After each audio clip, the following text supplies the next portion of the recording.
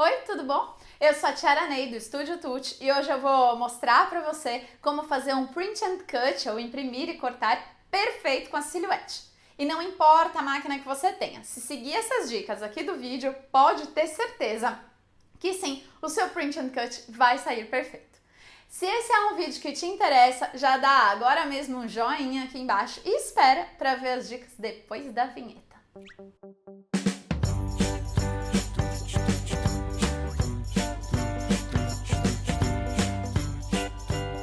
A primeira coisa a deixar claro aqui é o que é exatamente um print and cut, certo? É assim que a gente chama a função da silhuete de cortar um projeto que foi previamente impresso em uma impressora. A ideia é que você desenha o que quiser no Silhouette Studio, imprime na sua impressora comum e depois carrega na sua silhuete para ela fazer os cortes nos lugares certos. Acontece que se você simplesmente desenhar, imprimir e mandar cortar, dificilmente a máquina vai fazer o corte no lugar certo, porque ela simplesmente não sabe onde é o lugar exato na folha que ela tem que cortar. Pode ser que você coloque o papel um pouquinho para a esquerda, um pouquinho para cima, um pouquinho para baixo, coloque a base um pouquinho para lá, um pouquinho para cá, e aí o seu corte tem sim grandes chances de não dar certo e sair 1 milímetro ou mais fora do lugar. E foi para isso que a galera lá da Silhouette criou um recurso chamado marcas de registro. As marcas de registro são essas 3 marquinhas impressas aqui na folha, que ajudam a sua máquina a saber exatamente onde o corte deve ser feito. A primeira dica então para fazer o print and cut é usar as marcas de registro no projeto. Mas lembrando que elas só devem ser usadas para as folhas que vão ser impressas. Se você está usando uma folha lisa para cortar um projeto que não teve impressão, não precisa de marca de registro. E mesmo usando as marcas, você ainda precisa de alguns cuidados aí para garantir a perfeição no seu projeto. Muitas vezes, na ânsia, na vontade de economizar um pedacinho de papel, tem gente que coloca os itens que vão ser cortados colados nas margens. E aí, na hora que carrega na máquina, ela corta mesmo tudo errado. Isso acontece porque o leitor da máquina ele é super sensível e aí ele pode confundir o desenho impresso, o desenho que você colocou lá, com a marca de registro. E aí dá erro mesmo no corte. Tem gente que me escreve dizendo que a Sil cortou 5 folhas certo e aí na sexta deu problema. E aí quando eu peço para ver o projeto, ele tá assim, com tudo grudado nas margens. E aí vai ser sempre uma roleta russa mesmo. Pode ser que dê certo e pode ser que dê errado, não tem como saber. Mas, como aqui a gente está em busca do corte perfeito, o ideal é então você deixar os objetos fora dessa área quadriculada, em todos os lados. Outra tática super usada para economizar papel é diminuir o padrão das marcas de registro. E mais uma vez, pode dar certo e pode funcionar por um tempão. Mas se você está tentando fazer um corte que sai 1 milímetro errado, tenta restaurar então as marcas de registro para a posição padrão e ver se dá certo. Na maioria das vezes dá. Isso porque as marcas pequenininhas, elas também podem ser confundidas mais facilmente na leitura da máquina. E com elas maiores, você minimiza aí as chances de erro.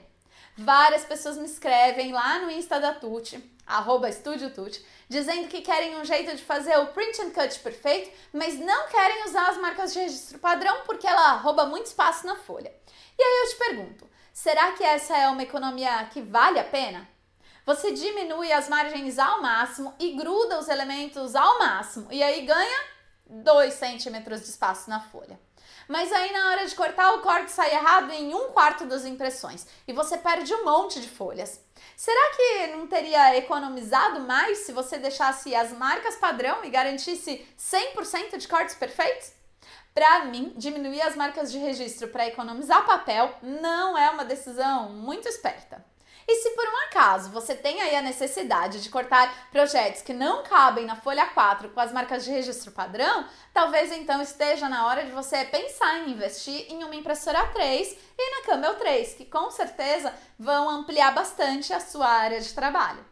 Outra dica preciosa é para você conferir sempre o tamanho do papel configurado no projeto, configurado na impressora e efetivamente usado. Eu já vi acontecer, por exemplo, de papel estar marcado como A4 no estúdio, ser uma A4 na impressora, mas está marcado como carta no assistente de impressão, naquele software da impressora, sabe? Aí a impressão da marca de registro sai cortada e a máquina não consegue fazer a leitura. Mas se você seguiu todos os passos certinhos até aqui, então é só fazer a impressão e colocar a folha para cortar na base. O lugar certo para posicionar a sua folha na base é essa marquinha aqui. Se você coloca muito fora da marca, a máquina vai tentar ler e não vai conseguir. E aí você vai ter que apelar sim para a leitura manual, que é bem mais trabalhosa. Então, para garantir o corte perfeito, coloca a folha no lugar certo e carrega a sua base na máquina. E aqui também precisa de atenção. Na Portrait, o lugar certo para colocar a base é nessa marcação aqui que você está vendo na tela. E na Camel 3, o lugar certo é nessa linha azul com as setinhas aqui. Base carregada é só configurar o corte no estúdio e clicar em enviar. Um truque que eu uso muito para garantir um corte sem bordas brancas é colocar sangria nos projetos.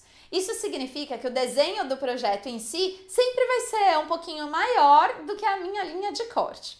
Se você ainda não sabe fazer isso, é só clicar aqui em cima no card que tem um vídeo que eu ensino direitinho, tintim por tintim, como fazer isso usando o estúdio.